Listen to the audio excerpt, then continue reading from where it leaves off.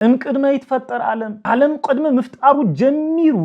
በክርስቶስ ለተሐረ ለተመረጸት አብሕሊና አምላክ ለነበረት ቤተ ክርስቲያን ናውል ቀይልባ ናብራይ ህይወት ይነበሩ ናብሮም ህይወቶም አፍታ ቤተ ክርስቲያን ለተመስረት አውሽጦም ልሽከራከረ ውሽጦም ልመላለስ ሐሳባት ሓደ እዩ ማለት ይሆነ አፍትለሎ እምነት ልበይኑ አፍትለሎ ትምርቲ ልወይኑ ፍጹም ፍቅሪ አሞንጎና አሞንጎ ገልገልተለዶ ፍጹም ፍቅሪ አሞንጎና አሞንጎ አመንቲ እንኤዶ ወገናት ዲና ለልሕድሕድና ንፈላለይና ዲና ለልሕድሕድና ንፈራረጅ ንሕድሕድና በብግዚኡ ኣብ ጸርፊ ኣብ ኻሊእ ነገራቲ ንዋዓል ዲና መርዓዊኣ ክርስቶስ እዩ ሕድሕደ ገልግሎታ አነ ናይ ክርስቶስ መርዓቲ ላበለትያ ትፍጽም ነይራ ቶም ቤተሰብ እዚኦም ልፍጽምዎ ፍጻመ ብሙሉ አነ ናይ ክርስቶስ መርዓቲ መዝሙር ላተዘመረሉ ዕልል ላተባሃሎ ስለ ለአይ መርዓቱ ልገበረን ልተመርዓዎ መርዓው ከይኾነሲ አዲኡ ኣብ ዕለተ መርዑኡ ለሐዘነት ላበኸየት ላነብዐት ይሰቀል ልባሃል ኡይታ ላተሰምዕ ኣብ ሓደ መዓልትሲ ኣብ ሓደ ስብከትስ 3000 ለአኽሉ ነፍሳት ተጠሚቆም ልቦም ተነኺኡ ልብል ታሪክ ክነግን ከለና ኣብ 10 ዓመታትስ 10 ሰባት ምናልባት ምጥማቅ ለአበይና ሰባት ለለ ኣብዚ ዘመን እዚ ምህላውና ክንዝክር ከለና ዘመንና ለለና አገልገልቲ ኣብ ዘመንና ለላ ቤተ ክርስቲያን ካብ ዕለት ላብ ዕለት በዝሕና ላቀነስና ዲና ንኸድ ካብ ዕለት ላብ ዕለት መጽናዕትታት ህምለም መላኽትዎ በዝሕና ላቀነስና ክንኸድ ከለና ክሕሰብ ከሎ ታይ እዩ ልጎድለና ልሎ ዲያቆናት ክትሾም ከላለለ ሰብ ስለልደለ ብቻ ድሌቱ እዩሞ ኢላ ዲቁና ወይ ኻሊእ ክህነት አይትህቦይና እዚ ስነ ምግባር እዚ ታይ ዓይነት ስነ ምግባር ጽቡቕ ስነ ምግባር ማለት ታእዩ ልብል ሓደ ናይ ዲቁና ሽሞት ክሽዎም ለለው ሰብ ታይ ዓይነት ፐርሰናሊቲ ታይ ዓይነት መንነት ክህልዎ ነይዎ ልብል ክህነት ልቅበል ሰብ ሰማይትነት ህምለለዎም ኣብ ግምት ውሽጢ ከእቱ ክኽእል ይቅረ ኢሉን እዩ ልብል ቃል ቀሊል ቃል ይኾን ጳውሎስ ይቅረ ኢሉን እዩ ልብል ሐሳብ ለወንጌል ቅዱስ ጳውሎስ ለወንጌል አገልግሎቱ ላብ ድሕሪት ልከይ መልሶ ገይርዎ እዩ ቅዱስ እስጢፋኖስ ሰማይት ኮን ከሎ መምህር እዩ ሰማይት ምስኾነም ልለ ቅዱስ ጳውሎስ መምህር ኮይኑ ምስክርነቱ ልሰብኽ ለነበር አቦ ዛና መጀመሪያ ቤተ ክርስቲያን የሳድድዋ ልነበሩ አሳድድታ ተጽምዶም ነይራ በመርበብ ወንጌል ናባዕላ ትገብሮም ነይራ ቃል ዝብጣዕሚ ልደንቅ ቃል እዩ ወገናት ሓደ ኣብ ግብረ ሐዋርያት ምዕራፍ 4 ቁጥር 32 ይልሎ ቃል በቃል ክነርቦ ከለና ታይብል መስለኩ እዚ ሁሉ ጊዜ በጣም ለደንቅን ቃል ለመንፈስ ቅዱስ ይኹም ተታሊልኩም ይተዋይሎም ናባዕላ ይልባል ነገር ለመንፈስ ቅዱስ ዶክተታሉ ደለኩም ኢሎም ተዋሪ አባጊዕ ይብላ የንላው ተኳሉ ከዳ ከለዋ ማይከለ ተኩላት አማእኸል ተኳሉ ናማእኸል ተኳሉ ይብል ሰደኩም አለሁ ነገር ግን አዕጢቅዎም እዩ ሶይለ ይኮን ይሰዲዶም አዕጢቅዎም ጠቢባን ግን ሁኑ ኢሉ ሕዝብ ቤተ ክርስቲያንና ሕዝለሎ አገልግሎትና ሕዝብለሎ ተልእኮና ላብኢ አማንያን ልስደድ አገልጋለሎ ላብኢ አማንያን ልስደድ ሰባኸለሎ ሽዑ ላብኢ አማንዮም ልስበኽለሎ ሕዚ ኢ አማኒ የለው ይዲዮም በዘመንና አማእኸል ኢ አማኒ ኸይዱ ልሰብኽ ለኢ አማኒ ወንጌል ለመስክር አገልጋለልና አብሊ ጾም ሰበኹም በር ደው ይበሉን ይሉ ዘመንና ጽቡቕ እዩ እንደውም ከይትሰብኩ ልብል አዋጅ ይብልና ከይትገልጹ ልብል አዋጅ ይብልና በጣም ልደንቅ ነገር ግን ብናይ ሕሶት ወረታት ብናይ ሕሶት ክሴታታት ብናይ ሕሶት ትምህርትታት ቤተ ክርስቲያን አብይ ፈተናታት ይበጽሓን አው ቦታት ሓድነት ክህሉ ኣብ አገልግልታ ሓድነት ክህሉ ኣብ ኣመንታ ሓድነት ክህሉ እምበር ምምቅቃል ክህሉ ልግባእ ነገር ይሁን ኣቦታት ሓደ ክኾኑ ጸገማቶም ንንሕድሕዶም በመምክክር ክፈቱ አገልግልት ተመሳሳል ብልኾነ ይቆሙ በስመ አብ ወወልድ ወመንፈስ ቅዱስ አሃዱ አምላክ ዘለዓለም ሥላሴ እዚ መለኮታዊ ያው ቅዱስ ቃል በበለለኹም ኮይንኩም ተከታተሉ ደቀ እግዚአብሔር ሰላም እግዚአብሔር ምስኩላትና ይሁን ለሎሚ ታ ናይ መጀመሪያ ቤተ ክርስቲያንን ታሐዝ ዘላ ቤተ ክርስቲያንን ልብል ክንምልከትና ብልተፈላለየ መንገዲ ላነጻጸርና በተለይ ታና መጀመሪያ ቤተ ክርስቲያን ካብ ልደት ክርስቶስ ጀሚራ ክሳብ እርገት ክርስቶስ ለነበረት ቤተ ክርስቲያን ድሓር ካብ እርገት ክርስቶስ ጀሚራ ለለ ክሳብ 70 ዓመተ ምህረት ከባብ ለላ ቤተ ክርስቲያን ታይ ትመስል ነይራ ታይ ትፍጽም ነይራ ፍጻመታታ ታይ ነይሩ እቶም አመንት ለነበሮም ባህሪያትና አልተላበሰዎም መንነት ታይ ይመስል ነይሩ ልብል ነገር መስሐዝም ላልዕልና ላነጻጸርና ብልተወሰነ መልኩ ክንርኢና እዚ ቅዱስ ቃል እዚ ምን ንግጋር ለድሌሉ መሰረታው ምክንያት ኦርቶዶክሳውያን ምእመናን ምንም እንኳ ታና ለነበረትና መጀመሪያ ቤተ ክርስቲያኒ ተሐዘለላ ቤተ ክርስቲያኒ ተበልና እርግጥ ቤተ ክርስቲያን ሓንቲ እያ ባህሪኣ ሓደ እዩ ባህሪኣ ተቀይሩ እዩ ወይ ትምህርታ ተቀይሩ እዩ ማለት ከይኾነ ግን ናቶም ኦርቶዶክሳውያን ለነበረ መንነቶም ለነበረ ክርስቲያናዊ ህይወቶም ተመሳሳለ ብልኾነ መልክዑ ቤተክርስቲያን ለነበራ ምሕደራዊ ኸይዳም ታይ ይመስል ነይሩ ሉሉ ነገራት ክነልዕሊና እግረ መንገድና ና ቤተክርስቲያን መሰረታዊ ትክክለኛ ለኾነ ትርጉም ክንርዳእ ክንፈልጥ ካብዚ ትምህርት ዘብዝለሎ ክንወስዶም ለግቡኡና ነገራት ክንወስድ ታ ቤተክርስቲያን ዚኣ ዘለዓለማዊትና ህያው ኩላዊት ለኾነት ቤተክርስቲያን ብምዃና ናይ መለኮታዊ እግዚአብሔር ክብሪ ቅድስናይ ወይ ናይ መለኮት ዕላማ ፍቃድ ትፍጽም አመሬት ለላ ሰማያዊት መርከብ እግዚአብሔር ምዃና ክንሐስብ ልብ ክንብል መርከብ ምእመናን ምዃና ክንዝክር ልግበአና ዓብይ ነገር ኦርቶዶክሳውያን ብልተኻለና መጠን ኣብዝለሎ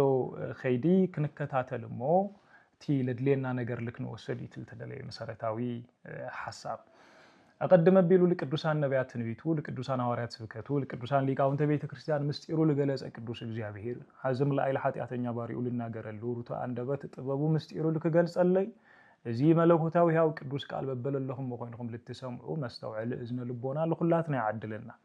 አኮ እግዚኦ ነነ ዘነተናገር ዘማሃቤነ በእንተ ዘዚአከ አላ አንተ ተናገር በውስቴተና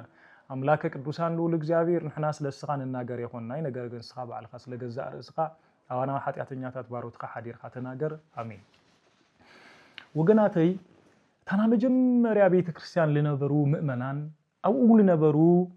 አገልገልት ክንምልከቶም ከለና ሐዚ ምስለለና ምእመናኒ አገልገልቲ እግረ መንገድና ለነጻጸርና ክንምልከት ከለና ብዙ ሕለቅነ ብዙ ደስ ልብል ልቢ ለሐጉስ ብዙ ክንርዮም ክንወስዶም ለግቡኡና ነገራትም ለለው ክንምልከት ይገብረና ባህር ቤተክርስቲያን ሓደ ትቅየረ ሆነቲ ምክንያቱ እትርእሳል ሆነ ክርስቶስ ሓደ ስለልኾነ ሐዝለላ ቤተክርስቲያን ኻሊ ርእስ ክህሉ አሞ ኻሊ ለተቀየረ መንነቲ ባህሪ ክህሉ አይኽእሊ አይግባእ ኢለ ስለዚህ በባህር ደረጃ ባህር ቤተክርስቲያን ሓደም በይ ክልተ ሰለስተ ክንውለይ ንኽእሊ ግን ና ኦርቶዶክሳውያን ናቶም አመንታ መንነት በተለይ በቡል ቀና ክንምልከተው ከለና مسؤول عن الناس أصرنا كنريهم كنوصلهم لجبونا بزح نجارات النيو لببلو بيت كريستيان تاي مالتي مجمرها منياتو ترجم بيت كريستيان كنملكت كلنا باهرت بيت كريستيان موجت نجنينا من النتا موجت نجنينا بعلوانا موجت نجنينا مرحئا موجت نجنينا لببلو بيت كريستيان بجريبو إكليسيا تواهيلو يتترجمو وي إكليسيا تواهيلو يلصوا بجئزو بيتا إننا كريستيان كابلولو خلتك آلات لتواقرة بيت لبل حدا قداينيو كريستيان لبل خالي كالمنيو سلزي بيتا كريستيان كنبل كلنا ناي كريستيان بيت ناي كريستيان حبرت ناي كريستيان حدنت ناي كريستيان محضر مالتي إكليسيا كنبل كلنا إيك لبل قال وصائي إيو ليسيا لبل مسؤوع مالتي سلزي إكليسيا مالت كاب عالم وي كاب دقة لوشت حبرت كريستوس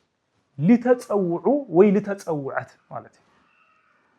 سلزي إكليسيا مالت بقطتا ترجمو كاب عالم تفليوم لتتصوعو لتحاريو لتأكبو حبرت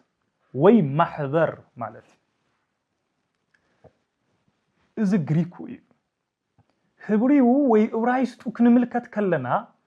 بيت كريستيان لبلقال كحال لبلقال يلوكلو كحال مالت غواኤ مالتي غواኤ مالتي حبرت مالتي بخالي بحالا توم سباليك أونت جن تايجيروم ويسيبتو أنجت النبلوم تايجيروم ب284 عام قدم لدته كريستوس اتناي ابرايست ناي بولي كيدان مصحفتي لاب غريك لاب صر كترغمو كلو اتي كال لبل قال اكليسيا يلوم ترجمو مولو ስለዚህ አቡሊ ኪዳን እዚ ቃል እዚ ወይ ኤክሌሲያ ልብል ቃል ተሳይሽዱሽተ ጊዜ ተጠቀይሱ እዩ ተሳይሽዱሽተ ጊዜ ተጠቀሰሉ መሰረታው ምክንያት ታዩ ተተዋሂሉ እዚ ጉባኤ እዚ አብይ ጉባኤ ስለልኾነ እዚ ሕብረት እዚ አብይ ሕብረት ስለልኾነ ተደጋጊሙ ተጠቀይሱ ነግኒው ማለት እዩ አብ ሐዱሽ ኪዳን ከባቢ 114 ጊዜ ኤክሌሲያ ልብል ቃል ተጠቀይሱ ነግኒውና ተቀሚጡ ነግኒና ለምንታይ ተይልና حزم ተመሳሳል ብልኾነ መልኩዕ ካብ ዓለም ተፈልዮም ለተመረጹ ለተጸውዑ ለተሐረዩ ሕብረት ሓድነት እግዚአብሔር አብይ ስለልኾነ ማእኸልት መጽሐፍ ቅዱስ ለዛ ሕብረት እዚኣ ወይ ለታ ኤክሌሲያ ስለልኾነ ለታ ቤተ ክርስቲያን ስለልኾነ ደጋጊሙ ክጽውዓ ክገልጻ ነምልከቱ ስለዚ ልብ በሉ ወገናት በዝል አክል ቦታ ለተባሃዋ ስፍራ ወይም ሕብረት ሓድነት ማህበር እግዚአብሔር ስለዚህ ጥቅልል ከነብሎ ከለና ኤክሌሲያ ማለት ወይ ቤተ ክርስቲያን ማለት ሕብረት እግዚአብሔር ካብ ናይ ዓለም ኃጢአት ተፈልያ ወይም ወጪኦም ለሰማያዊ ክብሪ ለተጸውዑ ክርስቶስ ለምግልጋል ለተሐረዩ ሕሩያት ልብል ቀጥተኛ ትርጉም እንየው እዛ ቤተ ክርስቲያን እዚኣ አመሰረታአ ወይ ምስረታአ ታይመስል በሚያ ተመስሪታ ልብል ነገር ብልተወሰነ መልኩ ሕጽር ለበልና እንመልከት ወገናት ቤተ ክርስቲያን ሃንደበት ለተመስረተት ሃንደበት ለመጻት በቅጽበት ድንገት ሱይላ ለተሐሰበት ጉዳይ አይሆነቲ ቤተ ክርስቲያን አብዘል ዓለም لنبرت ملكوتاويت حساب እግዚአብሔር إذا مالتاي مالتي قدم عالم مفتارو جميرا أو حساب እግዚአብሔር لنبرت ملكوتاويت تكاليا بيت كريستيان لببل وغناتي ስለዚህ አብልቆነ ጊዜ ብቻ ተሐሲባ ቅጽበት ድንገት ለመጽት ጉዳይ ይሆነቲ አብሰለስተ ጉዳይ መخفال ንخل ትና መጀመሪያ ቅድሚ ዓለም መፍጣሩ እትኻልአይ ቡሊ ኪዳን በመንጽር ትንቢት ወይ በመንጽር ጽላሎት እትሳልሳይ አብ ሐዱሽ ኪዳን ለሎ መስረተ አይ ስለዚህ ትና መጀመሪያ ጉዳይ አብ ሕሊና አምላክ ልብል ወይ በሕሊና አምላክ ልብል መጽሐፍ ቅዱስ ቤተ ክርስቲያን أب حساب እግዚአብሔር ወይ በሕሊና እግዚአብሔር ህምል ነበረት አይሐብእና ይወገናት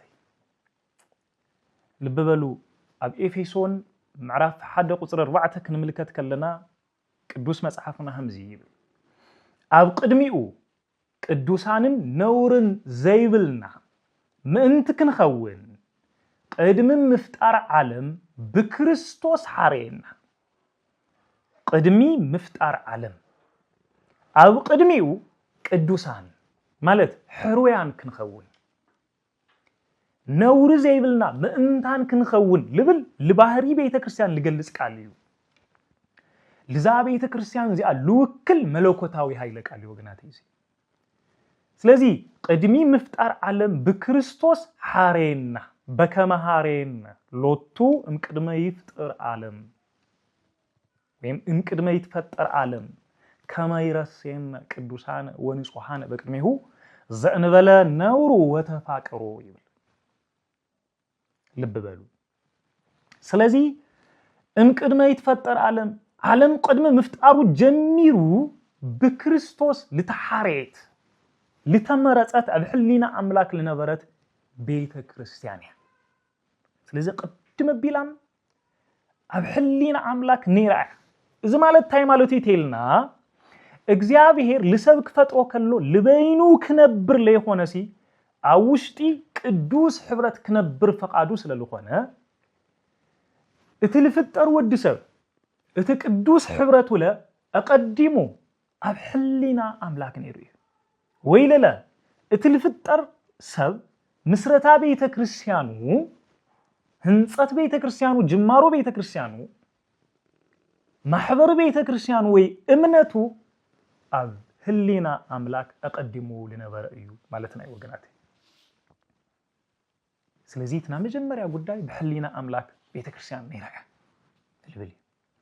تخال أي بتنبيتي بمثالي بيت كريستيان نيرايا لمثالي مركب نوح نحسب كلنا بقطتا منينا نحسب تتباهلو بيت كريستيان إنا نحسب لمنتاي حدوش كيدانم قدوس بيتروس أو قداماي بيتروس ملئكتو أم معرف سلسته كاو قصر عيسرا جميرو كسار عيسرا حادي بللو بقلس يقليسولنا له إتوم شمونت نفسات إلو مستمكاتن مس بيت كريستيانن التحيزو كقلصوم كلو نملكت سلازي اتا مركب نابيت كريستيان مثالي خوينا اب عالم لمص معبل نوصلا نعقبلا كم معبل حطات ندحنلا نوصلا مركب بيت كريستيان مخانا بغلصي ينغر ويتر سلازي تخال اي بتنبيتي بمثالي ابيلا بيت كريستيان بولي كيدانم لا تغلصت صنيحه دبترا اوريتي بيت مقدس سلوموني كنملكت كلنا تمساسال بالخونه ملكو أب سلومون بيت مقدس لفتصم لنبره فتصامه نايتي حقኛ مقدس ክርስቶስ ጽላሎት ይነሩ ስለዚህ ቤተ ክርስቲያን ቡሊ ኪዳንም በአግባቡ ትፍለጥ ለነበረት ቤት ያ ማለት ሳልሳይ ቤተ ክርስቲያን በሐዱሽ ኪዳን እታ በክርስቶስ ደም ለተመስረተት ለታነጸት ቤተ ክርስቲያን ኢልና ክንጽውዕ ከለና ክርስቶስ ደሙ ለኸፈለላ ቢፋ ምስረታ አልተፈጸመላ ቤት ዚአምን ዝክራ ዚአምን ሐሰብ ለበበሉ ወገናተይ እዝዋና ርእስና እዩ ትና መጀመሪያ ካብ ልደት ክርስቶስ ጀሚሩ ክሳብ እርገት ክርስቶስ ለሎ اتخال ايلله تمساسال بالخونه ملكعو كاب 33 عامه امرت وي كاب ارغت كريستوس للو كساب مبل 7 عامه امرت للو معناتي وي بزمن حواريات غيزي حواريات للو غيزي معناتي وي كساب مفراس يروشلم للو ساعات معناتنا اي زيوم بلتوسنه ملكعو نملكت اوشت ازللا بيت كريستيان كنملكتها كلنا مؤمنانا كنملكتهم كلنا አገልገልቶም ከንምልከቶም ከለና ወገናቴ ለዓለምንም በጣም ይደስል በጣም ይለጥም ልበበሉ እቲ ብዕሊ ልደት ቤተ ክርስቲያን ይልና ንጽውዖ ቤተ ክርስቲያን አገልግሎት ለጀመረትሉ ቤተ ክርስቲያን ስርሓ ለጀመረትሉ ይልና ንጽውዖ አባአለ 50 አባአለ ጰራቅሊጦስ አባአለ ጴንጤቆስጤ قدميو للو خيدي كريستوس لتا بيت كريستيان ازيا قدم منفس قدوس مورادو للو بخالي بحالا غويتانا مدحايتنا ኢየሱስ ክርስቶስ መሰረት ለንጸፈሉ ሰዓት ነው ወንጌል ለሰበከሉ ለምሃረሉ ስርዓታት ለፈጸመሉ ጊዜ ሰዓቲ ነው መንፈስ ቅዱስ አብ ጽርሃ ጽዮን ወይም አብ ኢየሩሳሌም አብ ጽርሃ ጽዮን ለነበረት ቤተ ክርስቲያን ማለት ለቶም ሚት እስራኤል ቤተ ክርስቲያን አብሉ ወረደሉ ጊዜ ሰዓቲ ጀሚሩ ለሎ ግን ቢፋ ቤተ ክርስቲያን አገልግሎት አልጀመረትሉ ጊዜ ሰዓቲ ቢፋ ቤተ ክርስቲያን ለወጸትሉ ጊዜ ሰዓቲ ወይ ብዕል ለወጸትሉ ጊዜ ሰዓቲ ኮይኑ ነገኒ ንምልከቱ ልበበሉ አብዛና መጀመሪያ ቤተ ክርስቲያን ዚኦም ለነበሩ ቤተሰብ እንደ እዮም ተይልና በቁጥር ደረጃ ሚኢቲ እስራኤል ቤተሰብ ነው 10 ክልተ ሐዋርያት 36 ቅዱሳን አንስት 70 ክልተ አርዲት እዚኦም ሚኢቲ እስራኤል ቤተሰብ ኢልና ንጽውዖ ሚና እንትልፍለጥ እዞም ሚኢቲ እስራኤል ቤተሰብ እዚኦም ለነበሮም መንነት ለነበሮም ባህሪ ክንምልከቶም ከለና حزي للنا مؤمنان حزي أب عالم تسفح في حال لله بيت كريستيان إمان مسارتي حوارياي مخانوم اتمننتهم لجلس نيرو منفس قدوس لحادروم لوردوم سبات بمخانوم سبكتهم كله فرا لفر نيرو سرح لسرح نيرو أجلجلوتهم كله حقنيا أجلجلوت نيرو إذا ميتي إسرائيل بيتسب زياتهم بواننت سلست مننتي بحرياتي نيروم ويتا بيت كريستيان زيا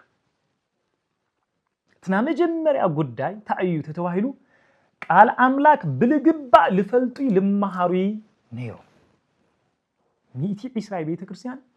ናግዚአብሔር ቃል በብግዚኡ ለንብቡ ነንሕድሕዶም አብታ ጽርሃጽዮ ነብል እከብሉ ጊዜ ሰዓቲ ልነጋገሩ በጸሎት ጸኒዖም ልውሰኑ ቃል እግዚአብሔር ልፈለጡ ጥራህ ከሆኑ መንፈስ ቅዱስ ስለልወረደሎም እትምስጢር ስለልተገለጸሎም ምክንያቱ ናዛዚ ከሳቲ መስተፍሲ መስተስሪ አካላዊ ለሆነ መንፈስ ቅዱስ ስለልተገለጸሎም ስለልወረደሎም እዚ ሁሉ ናግዚአብሔር ቃል ልፈለጡ ጥራህ ብቻ ኮይኖም ግን አይንመልከቶም ይፈልጡዮም ነገር ግን ለለበ በዕለቱ ይማሩ ነይሩ እዚትና መጀመሪያ ጉዳይ ተኻልአይ ነገር ታዩ ተተዋሂሉ አርሶም ለወንጌል ጎይታይ ለመንግስቱይ بفطوم لهابو نيرو توميتي إسرائيل بيتسب زيهم تا بيتكريستيان سا عرسا لونجيل እግዚአብሔር እና ለመንግስቱይ بفطوم لهابت نيرا كساب سمايتነት كساب موت عرسا لهابت نيرا ናውል ቀይልባ ናብራይ ህይወቴ ነበሩም ናብሩኦም ህይወቶም አፍታ ቤተክርስቲያን ለተመስረተይ ሁሉ ነገሮም ለቤተክርስቲያን አህሊፎም ለሃዊም ስለዚህ አርሶም ሎንጌል ለሃቡ ነይሩ ለበበሉ ቃል እግዚአብሔር ይፈልጡዮም ይማሩ እዮም ወንጌል ከሰብኩ ከለውለለ ሰማይትነት ይቀበሉ ነይሮም ምክንያቱም ወንጌል ለሰበخو ለባጊዕ ጥራህ ከሆነ ለተኻሉለ እዩ ስለዚህ ለማእኸል ተኻሉለ ስለልተፈነው አርሶም ለወንጌል አህሊፎም ለሃቡ ተዋሂሎም ይጽው አርሶም ለወንጌል ለሃው ተዋሂሎም ይጽው ልብ በሉ አብ ዓለም አርባዕተ አይነት ሰባት ነው ይባል በመንጽር ፍልጠት ክምዘን ከሎ ትና መጀመሪያ ይፈልጡ እዮም መፍላጦም ለልፈልጡ እዮም ይፈልጡ እዮም ክንብል ከለና ታይ ማለት ፍልጠት ነውም እትልፈልጡዎ ነገር ለለ ይመሐላልፉ እዮም ሐዋርያት ፍልጠቱን ይሩዎም መንፈስ ቅዱስ ምስጢር ሁሉ ገሊጽሎም እዩ እትልፈልጡዎ ነገርም ለመሐላልፉ ነይሩ ቃሊ ይፈልጡ እዮም ምፍላጦም ህም ወይም ህም ልፈልጡ ግን ለይፈልጡ ነው ቶምሳልሳይ አይፈልጡይ ለይምፍላጦም ለይፈልጡይ ስለዚህ ልክፈልጡ ልፍልጠት ለድልዮም ነገር በሙሉ ይገብሩ ይጽሩ ቶምሳልሳ ቶም ራውዓይና ናመወዳታ ከበርትል ባህሉ ግን አይፈልጡይ ለይምፍላጦም ለይፈልጡ ሰባት ስለዚህ አይፈልጡይ ግን ለይምፍላጦም አይፈልጡይ ለዓለም ህም ልፈልጡዮም ለምልከቱ ማለት ባህል ይባላል ናሐዋርያትና መጀመሪያ ምንነት ለለውም አካላት ነው ስለዚህ ወንጌል ይሰብኩ ነይሮም ተቃላይ ሳልሳይ ስለ ቤተ ክርስቲያን አቤተ ክርስቲያን ሓደ ልብ ነበሩ የሓደ ልብ ነበሩ እዚት በጣም ልደንቅ ነገር ይወገናት አብ ግብረ ሐዋርያት ምዕራፍ 2 ተገሊጹልና ምን ነግኒው በሓደ ልቢ እንተለው በሓደ ልቢ ይልምኑ ይጽልዩ ነበሩ ይሉ ለፍታ ጻሃጭውን ለነበሩም ህብረት ይሓድነቲ እዚ ይወገናት ሓደ ልብ ነበሩም ሐዋርያት ቤተ ክርስቲያን ምንነታ ሓደ መግለጽያታ አይተተዋይሉ ወገናተይ ሓደ ልቢ ክልዋ ክልነው ለምንታይ ታና መጀመሪያ ቤተ ክርስቲያን ካብለለዋ ምንነት ወይ መግለጽታት ሓደ ታዩ ሓደ ልብ ነበሩ ሓደ ልብ ነበራ ልብ በሉ እዚ በጣም ልደንቅ ነገር ሓደ ልብ ነበሩ ማለት ታይ ማለት እዩ እዚ ለሐስቦይ እቲ ለሐስቦይ ማዓረ ሁሉ ጊዜ ሐሳውም ማዓረ እዩ ማለት ይሆነኝ አውሽጦም ልሽከራከረ ውሽጦም ልመላለስ ሐሳባት ሓደ እዩ ማለት ይሆነኝ ነገር ግን ሓደ ልብ እዩ ማለት ሓደ ዕላማ ማለት እና መጀመሪያ ጉዳይ እዚ one purpose ነው ሓደ ዕላማ ነው ዕላማኦም ወንጌል እግዚአብሔር እምድሪ ምስፍሕፋሕ ዕላማኦም ውልቃዊ መሰረቶም የሆነ ውልቃዊ ድሌቶም የሆነ ወገናቴ ዕላምኦም መንግስቲ እግዚአብሔር ምድሪ መስፈሕፋሕ ነይሩ ናቶም ሚኢት እስራኤል ቤተሰብ ናተና መጀመሪያ ቤተ ክርስቲያን ዕላማ መንግስቲ እግዚአብሔር ምድሪ መስፈሕፋሕ ሕዚ ዕላማ መንግስቲ እግዚአብሔር ምድሪ መስፈሕፋሕ ልገበረ ዕላማ ሐሳባይ ማእኸላ መንግስቲ እግዚአብሔር ምድሪ መስፈሕፋሕ ልገበረት ቤተ ክርስቲያን ዲና ለለና እዚ ማእኸል ልገበረ ሕብረት ድዩ ለለና እዚ ማእኸል ልገበረ ሓድነት ድዩ ለለና መንግስቲ እግዚአብሔር ምድሪ መስፈሕፋሕ ድዩ ማእኸልና ድዩ ሓድነትና ወገናት ሓደ ልብ ነበሩ ማለት ተኻልአይ ሓደ እምነት ማለት ዋን ፔዝ ማለት ሓደ እምነት ማለት ሓደ እምነት ማለት ታይ ማለት መንፈስ ቅዱስ ህምሉ ወርደሎም ይፈልጡ እዮም بسم بسمول بسم منفس قدوس آمينهم هم لطمقو حادة امنت نبروم حادة سرعات نبروم مالتي افتل اللو امنت لبينو افتل اللو امنت لبينو افتل اللو تمرتي افتل اللو تمرتي اللوين مالتي حادة تمرتي مالتي حادة رديت نيرو سالساي حادة لب نبروم مالت حادة فقري نيروم مالتي وغناتي perfect love نيروم مالتي حاده فقر نيروم مالتي مخنياتو كريستوس كابلا عززوم تئزازات حاده تئزاز تايو تتوايلو اذ فقري فصوم فقر لبال تئزازي بكما انا افقركم كما هو انت مني تفاقروا ببيناتكم انا كم زفقركم خمون نسكم ننحد حدكم تفاقروا ازي بمغباركم نسخاتكم ناتاي دق مزامورت مخانكم احزاب بزوحات كفلطو يوم يلو نغيرو منير حواريات ويتم نا مجمريا بيت كريستيان كابت فلطلهم بحريات اسانا كريستوس مخانا تسبكلهم كابل نبرو سبكታት حادث ايده تواهيلو فصوم فقري فصوم فقر ميروا ننحد حدوم لنبرم فقري ننحد حدوم لنبرم مكبار ننحد حدوم لنبرم متحسساب قدميو انا ليفل متحسساب بتاعم دقن نيرو وغناتي فصوم فقري امونغونا امونغو غلغل تلدو فصوم فقري امونغونا امونغو امنتي انيدو وغناتي دينا للحد حدنا نفلالينا دينا للحد حدنا نفرارج ننحد حدنا ببغيزيو ابصرفي ابخالي نغراتي نوعل دينا لبل نغر عرسنا كنمزنلو لغبنا مننتي وغناتي خنا مجمريا بيت كريستيان فصوم فقر نيروا كما هو انتم مني تفاقروا ببيناتكم خمؤون نسخاتكم ننحد حدكم تفاقروا لبل قال ገንዘብ ልገበረት ነራ ነንሕድ ሕድኩም ተጻልኡ ከይኮነ ነንሕድ ሕድኩም ተፋቀሩ ሓደ ልቢ ነበሩ ማለት እዚ ልበሎ ግናተይ እዚ ለሐሰው ሁሉ ግዜ ስማዓረ እዩ ማለት ይኮነ ማለት ኣብዚ ውሽጥ ዘብዝለሎ ዲ ሓደ ልብህም ይገርካ ክኾን ይካል በሐሳብ ለኮፈላላይ ክመጽእ ይኽእል እዩ ተለሐሰው እዚ ብል ክመጽእ ይኽእል እዩ ኮይ ግን ዕላምኡ ኣይሰሓተይ لابنت حدا مزمور كزمر كله حدا مسنقو يتحز حدا واشنت يحز فاصا يحز حدا بغنا يحز حدا كبرو يحز لزي مزمور زبزللو ግን حدا لغبرو ممرح ግን እንየው حدا لغبرو ملكاكتا تحزا ግን እንየው حدا لغبرو ቅኒት ግን እንየውም حدا لغبرو ህርመት ግን አለውም ህርመቶም ተተፈላልዮም ቅኒቶም ተተፈላልዮም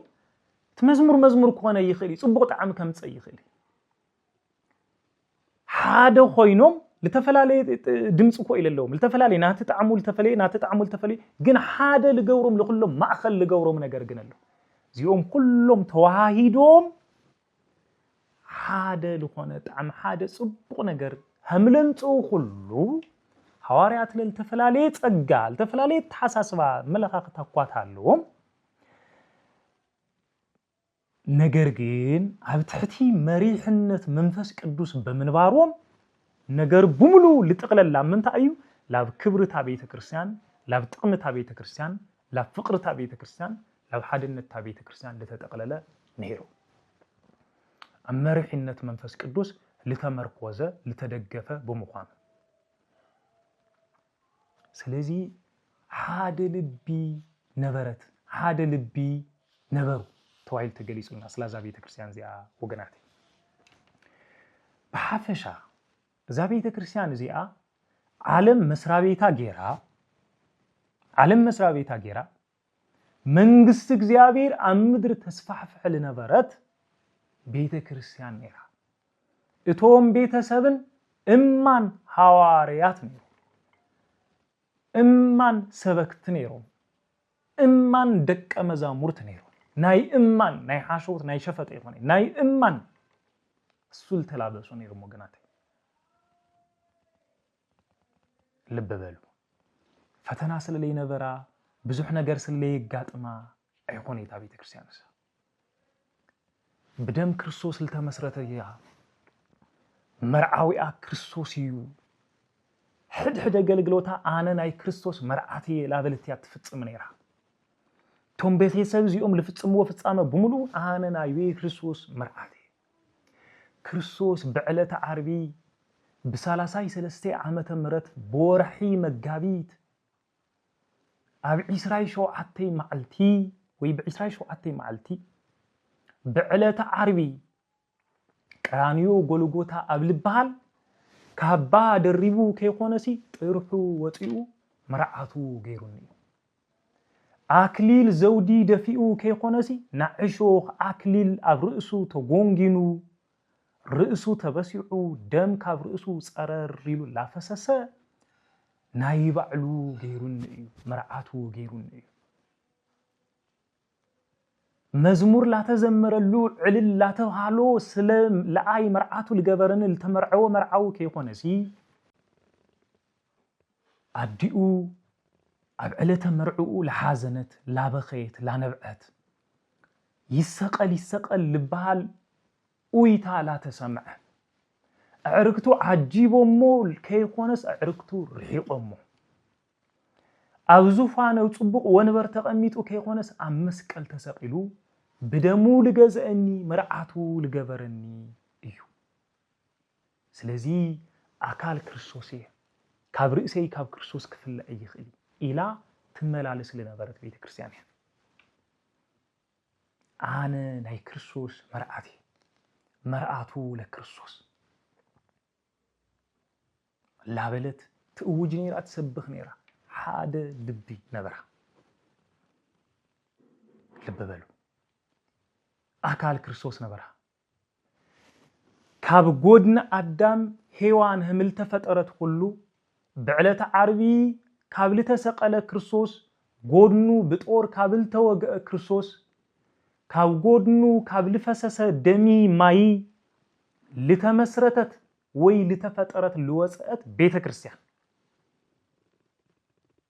መርዓት ክርስቶስ እያ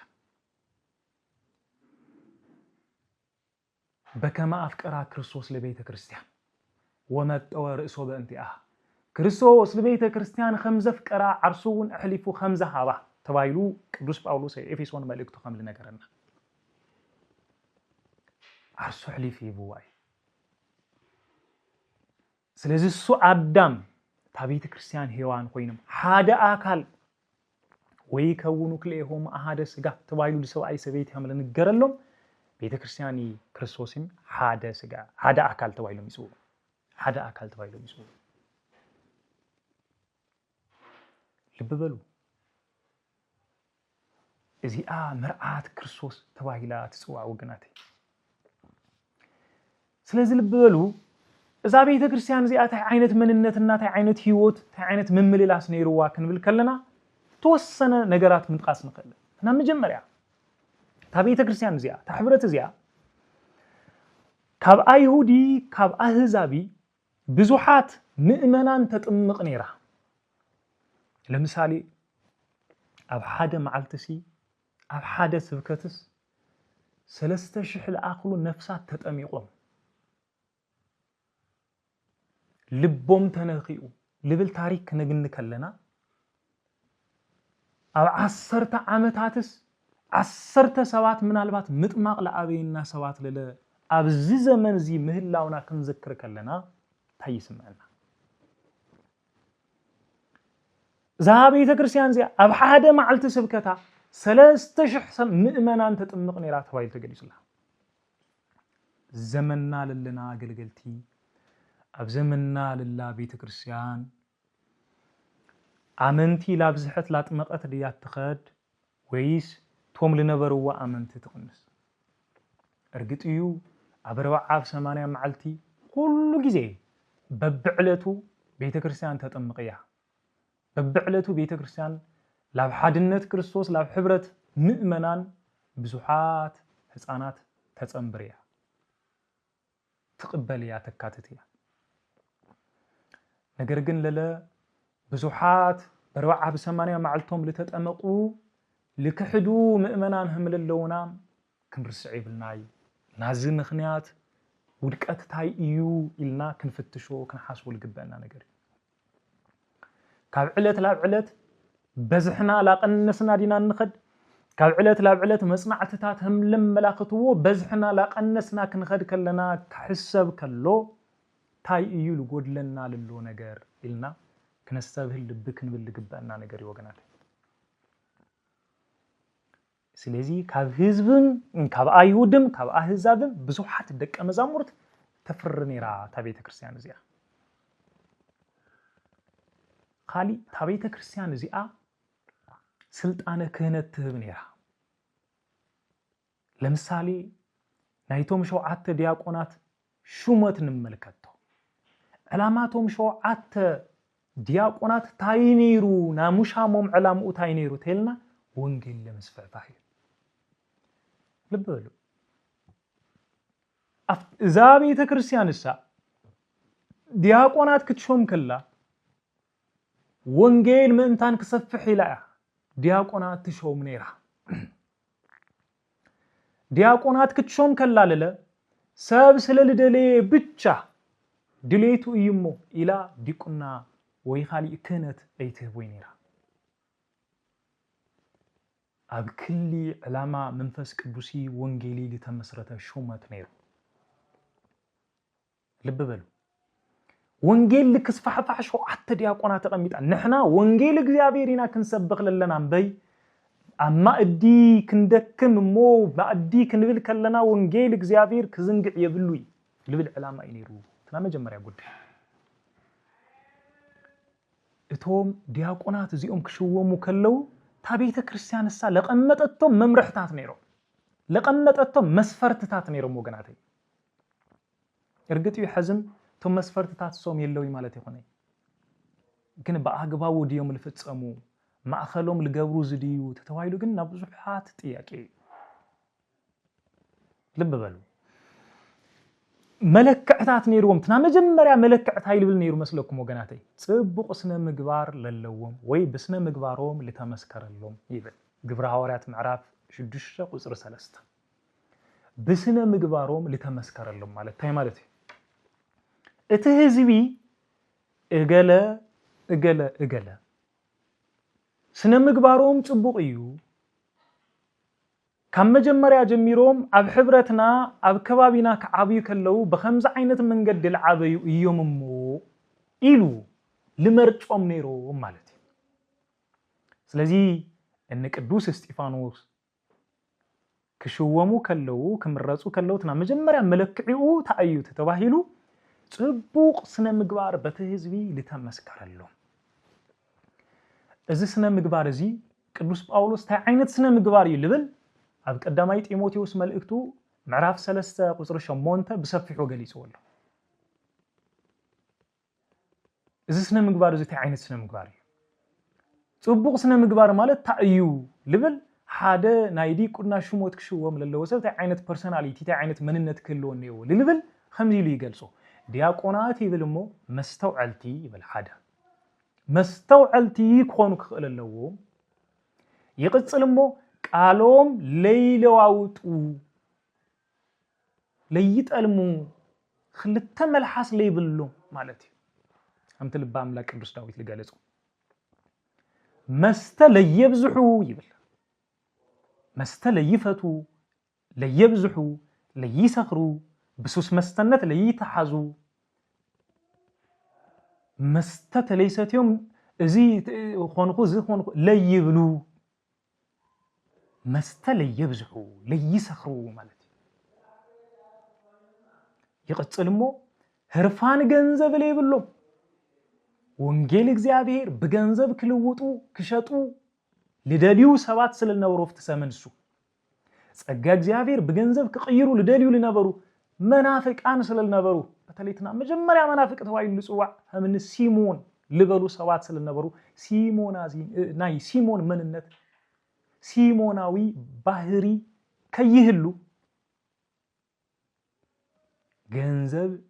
ህርፋን ገንዘብ ላይ ብሎም ይቀጽልሞ ነቲ እምነት ናይ እምነት ምስጢር በንጹህ ህሊና ለቲ ናይ እምነት ምስጢር በንጹህ ህሊና ለሕሉ ከሆኑ ይግባዩ ናይ እምነት ምስጢር ግልጽ መስለኒ ናይ እምነት ምስጢር ትምህርት እግዚአብሔር ትምህርት መንፈስ ቅዱስ ለሕሉ ስርዓት ቤተክርስቲያን ምስጢራት ቤተክርስቲያን ለፍጹሙም ለሕሉም እሳቶም ይብልሞ ቀደም ይመርመሩ ነቀፋ ዘይብሎም ኮይኖም እንተ ተረኺቦም ድማ ብዲቁና የገልግሉ በማል ይገልጸው እዚኦም እቶም ናይ ዲቁና መንነት ልቅበሉ ወይም ዲያቆናት ልኾኑ ሰባት መግለጽ የሚ ዲያቆን ማለት ቃሉ ናይ ግሪክ እንዲው ዲያቆን ግሪካው ቃል ካብ ግሪክ ልመጸቃል መበገሲው ግሪክ ቀጥተኛ ትርጉሙ አገልጋሊ ማለት ስለዚህ ተገልጋሊ ቤተ መቅደስ ተገልጋሊ ቤተ ክርስቲያን ኮን ልግቦ መንነቱ መግለጽው እዚ ኮን ክልነው ማለት ዲያቆን ግሪክ ቃሉ አገልጋል ማለት ስለሆነ እዚ አገልጋሊ እግዚአብሔር እዚ መንነት እዚ ጽቡቅ ስነ ምግባር ዝከለው ክልለው ይብል ኻልአይ መንፈስ ቅዱስን ጥበብን ዝመልኦም ይብል አባዕሎ ግብረ ሐዋርያት ምዕራፍ 6 ቁጥር 3 ክንመልከት ከለና መንፈስ ቅዱስን ጥበብን ለመልኦም ጥበብ ላይ ሁሉ ተቆይኑ በመንፈስ ቅዱስ ላይ መልአም ተቆይኑ ወይና መንፈስ ፍረታትም ላይ ሁሉ ተቆይኑ ዘገልጋሊ እግዚአብሔር ክባል ይኽል ስለዚህ ኻልአይ አብይ መስፈርት እሱ ነው እዚኦም መስተመረጹ ይብል ታቤተ ክርስቲያንሳ እዚኦም መስተመረጹ ቃል እግዚአብሔር ላሰፈሐይ ላው ሁሉ ላተባጸሐይ ምኻድ ጀመረ ይብለባሉ አብ ግብረ ሐዋርያት ምዕራፍ 6 ቁጥር 7 ክንመልከት ከለና ወገናት ልብበሉ ሲመት ከመጽእ ከሎ ሲመተ ዲቁና ሲመተ ቅስና ጵጵስና ክህል ከሎ ትጽቢት ልግበረሉ ነገርሎ ማለት ታይ ቃል እግዚአብሔር ላሰፈሐይ ላው ሁሉ ላተባጸሐይ ይከድ ቃል እግዚአብሔር ለምንታይቶም ዲያቆናት መስተሾሙ ላሰፈሐይ ላው ሁሉ ላተባጸሐይ መኻዱ ኢት መጽሐፍ ቅዱስ ልናገር ልብበሉ ካብዛ ሐሊፉ ተሪፉ እንምልከቶ ነገር ታዩት አቤተ ክርስቲያንሳ ሀመይ ሰባት ለክርስቶስ ክፈልጥዎ ፈሊጦም ከአምንዎ አሚኖም በትፍልጠትሱ ልክነብሩ ሐምለለውም ደጋጊማ ተምህርት ሰብኽ ነራ همت عنتول جلسنا يو حسابا هم حدا لب تحسبنا تسبخ سلال نبرات اتسبك تاسو تتمر تاسو لسماعيت النت يبقى عنيرو سماعيتات لكي هلو يقبر عنيرو سلازي حلف لنا قبرها وريات معرف شو عدتك نملكت كلنا قدوس استيفانوس سماعيت كون كلو نملكته كهنات القبال سب سماعيتነት همللوم ኣብ ግምት ውሽጢ ከእቱ ክኽልነው ታና መጀመሪያ ቤተ ክርስቲያን ተኸፍሎም ለነበሩ ሰማዕትነት ነው ታሕዝልላ ቤተ ክርስቲያንም ክትኸፍሎ ለግባአ ሰማዕትነት ነው ግን ከንቱ ሰማዕትነት ከይኾነ እማን ኣብ ቅድመ እግዚአብሔር ተቀባልነት ለለዎ ሰማዕትነት ወንጌል ካብ ምስዋዕ ካብ ሐቂ ካብ ፍቅሪ كم منفس قدوس لتبقسه كون كله زي امان سماعيتነት ተባይል ይጽዋዕ ልብ በሉ ቅዱስ እስጢፋኖስ ትሊቀ ዲያቆናት بقدميت خوينو لገልግል لነበረ ወንጌል لሰብኽ لነበረ አገልጋሊ ስለነበረ ዲያቆን ስለነበረ ሰማዕት ሆይኑ ሰማዕትነት ተቀበሉ ስለዚህ ሰማዕትነት ተስተናግድ ነራታ ቤተ ክርስቲያንስ ሰማዕትነት ተስተናግድ ነራ ልበሉ ሰማዕትነት ከተስተናግድ ከላ ሰማዕትነት ከተስተናግድ ከላ ቀጽሉ ለተከተላ ነገር ግን አፍትዕለት ሰማዕትነት እዚ ናይ ቅርታ መምህር ሆይና ምን ነግን ያዛ ቤተ ክርስቲያን እዚያ እስጢፋኖስ ሰማዕት ኮን ከሎ ልክ ጎይቱ መድኃኔ ዓለም ኢየሱስ ክርስቶስ አመስቀል ሆይኑ ኦ አባ ስረይሎም ኃጢአቶም እስመ በዘ ይአምሩ ይገብሩ ኢሉህም ለመስከሮ እዚ ምስክርነት ዘብዝለሎ መስኪሩ ኦ አቦ ነቲ ዝገብርዎ ነገር ይፈልጡንሞ ይቅረበሎም ኢሉ ተካው ጎይታ አልተማሃሮ ነገር መስኪሩ ስለዚህ ታና መጀመሪያ ቤተ ክርስቲያን ናይ ቅርታ ህይወት ነርዋ ትብደል ነራ ግን ይቅረት ትብል ነራ ሰማዕትነት ተቀበል ነራ ግን ኣብ ዕለት ሰማዕትነታ ይቅረና ማል ሰማዕትነት ለነርዋ በጣም ልገርመኩም አፍቲ ጊዜሱ እስጢፋኖስ ኩሞት ከሎ ሰማዕት ኮን ከሎ ጳውሎስ ወይ ናሽዑ ሳውል ቅዱስ ጳውሎስ ናይቶም እምኒ ልቅጥቅጥዎ ለነበሩ ሰባት ክዳን ሓዋዙ ኮይኑ በሞት እስጢፋኖስ ለተስማዕመዐ አገልጋሊ ወይ ሐዋርያ ኮይኑ ነግኒ ሽዑ አሳዳዱ ኮይኑ ነግኒ አሳዳዱ ኮይኑ ነግኒ ነገር ግን ቅዱስ ጳውሎስ አበገልግሎት ህይወቱ ውሽጢ ቅዱስ እስጢፋኖስ ይቅርታ ክልምን ከሎ ስለልሰምዖ አሞት ቅዱስ እስጢፋኖስ ተስማዕማዕና ተሐባባሩ ኮይኑ ላብ ክርስቶስ መስመጸል አፍታ ቤተ ክርስቲያን ምስተመለሰ ካሶና ክዝክሮ ከሎ ለእስጢፋኖስ እኮ ለቅተልኩዎ ወይ በሐሳብ ተስማዕማዕኩ ክዳኑም ለሐዝኩ አነ ምን ይረአይ ላበለ ዘላለም ላተጣዓሰ ህሊኑ ላቆርቆሮ ለከይነብር ለቅዱስ እስጢፋኖስ ናይ ቅርታ ቃል ኣብ ቅዱስ ጳውሎስ ልብ ዓቢ ቦታ ነይሩ ይቅረ ኢሉን እዩ ልብል ቃል ቀሊል ቃል ይሆነ ጳውሎስ ይቅረ ኢሉን እዩ ልብል ሐሳብ ሎንጌል ቅዱስ ጳውሎስ ሎንጌል አገልግሎቱ ላብ ድሕሪት ለከይመልሶ ገይሩዎ እዩ እንቅፋት ከይሆኖ ገይሩዎ እዩ ምክንያቱ ይቅረ ተባሂሉካ ይቅረት ለይተባሃለካ ለለወጥ አሳሐደ ስለለይሆነ ቅዱስ እስጢፋኖስ ሰማዕት ኮን ከሎ መምህርዩ ሰማዕት ምስኮነም ለቅዱስ ጳውሎስ መምህር ኮይኑ ምስክርነቱ ለሰበኽ ለነበር አቦይ ስለዚህ ታና መጀመሪያ ቤተ ክርስቲያን ይቅረት ብል ነራ ቅዱስ እስጢፋኖስ ለቀተልቱ ይቅረ ልክባሃሎም ጸለ ወገናት ካብዛ ሓሊፉ ተሪፉ ዛና መጀመሪያ ቤተ ክርስቲያን የሳድድዋ ለነበሩ አሳደድታ ተጽምዶም ነራ በመርበብ ወንጌል ናባዕላት ገብሮም ነራ ለሳድድዋ ብዙሓት እዮም ነሮም ግን ናባዕላት ገብሮም ነራ ለአብነት ሳውል የሳድዳ ነሩ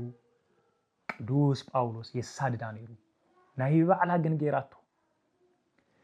ክርስቶስ ኣብ ግብረ ሐዋርያት ምዕራፍ 9 ታሪክ ከምነስተውዕሎ ከምልተገለጸልና ስለምንታይ ተሳድደኒ ኢሉ ለቅዱስ ጳውሎስ ጻውዒት ከምልጸውዖ ኢና እንምልከት ጻውዒት ዝብቀጥታ ቅዱስ ጳውሎስ ተቀቢሉ 3 ዓመት ለአክል ስዋይ ሒዙ ጸሎት ሒዙ ናጽምዋ ጊዜ ገይሩ ድሃር ላበገልግሎት ምእታው ኢና እንምልከት ልበሉ ስለዚህ ለሳድድዋም ተጽምድ ነራ ካብዝን መሃሮ ነገር ለቤተ ክርስቲያን መስዳድ ለምእመናን መስዳድ ለምእመናን ከቤተ እግዚአብሔር ኮጹ ምግባር ክሸቋሮሩ ምግባር ክስደዱ ምግባር በቀጥታ ጉዳዩ ናቶም ምእመናን ብቻ ሆይነ ይቀሪ ጉዳዩ ና ክርስቶስ ለህም ለሆይና እንምልከት ስለዚህ ክርስቶስ ከምስዳድ ለክርስቶስ ከምግፋዩ ለምልከት ናአመንቲ መስዳድ ማለት ለክርስቶስ መስዳድ ማለት ለሐደ ኦርቶዶክሳዊ ለሐደ አማኒ ምግፋዕ ማለት لكريستوس مدفعكم مالتي مناتو واغا لتخفللو رأسو كريستوس للخنا كريستوس للخنا